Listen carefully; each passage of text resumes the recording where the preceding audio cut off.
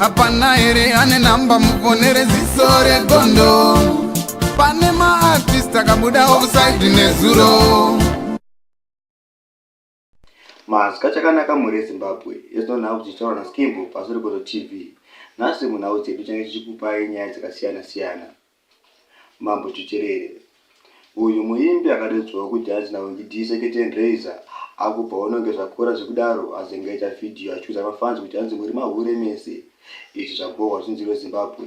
Ichitandukira video yakashtaura kudaro nemakoments evanhu. Shuwa munhu unogona kutopera semafanizi. Vamwe ndo vanga vachiti zvoni iwe udza mukadzi wako aregedze kukoira pastage achitambira chikomba zvedu. Zvoneremeka. Chinhu kana chikaitwa nevanhu vakawanda hazvirevi kuti charaiti. Chivi kana chikaitwa nevanhu vakawanda hazvirevi kuti chichaita holy nekuti chawandirwa nevanhu. Never. Unonzwa vanhu vachikutaurira kuti zviri normal zvokuti murume ane mukadzi nemhuri anoita girlfriend. Zviri normal, murume wese ane girlfriend. Zvinhu izvozvo hazvisi normal, zviri abnormal. The fact yekuti zviri kuitwa nevanhu vakawanda hazvirevi kuti hakusisiri kupomba. Kupomba ende unonotsva. Makawanda kudaro muri line kudaro munonotsva. Kubvunza munhu unonzwa achikutaura kuti madhimoni mambo, madhimoni acho. Mudara dhimoni harinyengere munhu mukadzi. Haikona kuda kunyepera dhimoni.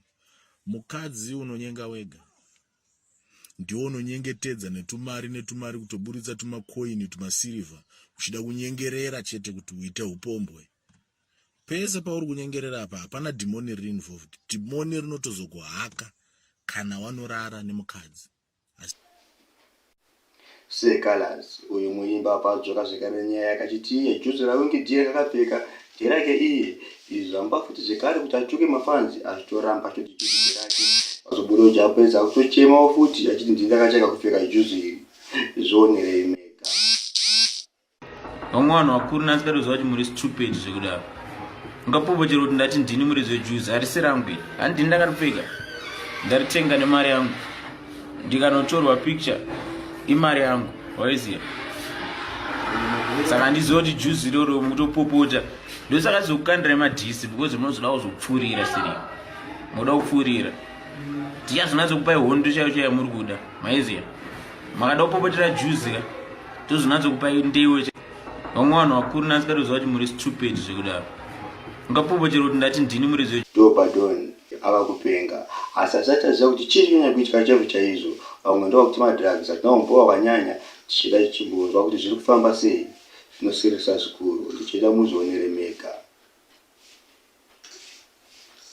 Anti. Peace only, one tune. Vamwe ndevengemba. Yeah man. A bombo awekarati chama. Tondo baba. Mana kiki. Mana kiki. 44. Are we in the 44? 45. Me are 44. You are 45. You are 45. Me are 44. Me are 44 bad man. Don Dobba, my selector thing, yeah man. Yeah, him gone mad now, why? Evil people them start for the innocent one. But yeah, will be there as not give as far as this boys. This is our gangster man. But since there's no words, let's help this guy. We are one family. Don't sell out the link. This is part of our family. Don't do by him support the Zim dance thing. See me, I say. Pick up Dobba Don, my youth. No worry. Jah will solve your problems.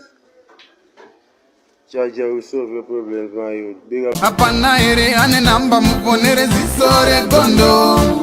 Pane ma-artist akabuda offside nezuro. Hapana ere ane namba mfonere zisore gondo. Pane ma-artist akabuda offside nezuro.